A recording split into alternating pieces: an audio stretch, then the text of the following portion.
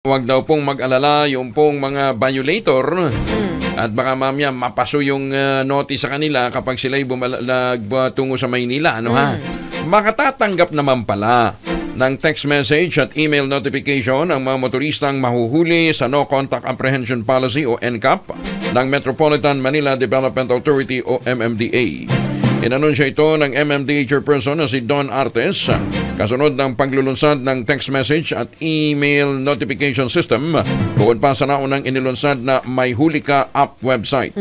Ayon kay Artes, matatanggap ang text message mula sa MMDA sabay din ng pagtiyak na hindi ito magagamit sa scam o panloloko. Sinabi pa ng MMDA, ang text messages ay ipadadala sa mobile phone number sa pangalan ng nasa rehistro ng sasakyan. Ang pagpapadala ng text message sa mga lumabag ay isasagawa sa pakikipagtulungan ng isang telecommunications company. Nilinaw naman ni Artes na tanging mapadadalhan ng text message ay ang mga motoristang mahuhuli ng artificial intelligence capable camera at hindi ang mga mahuhuli ng mga traffic enforcer.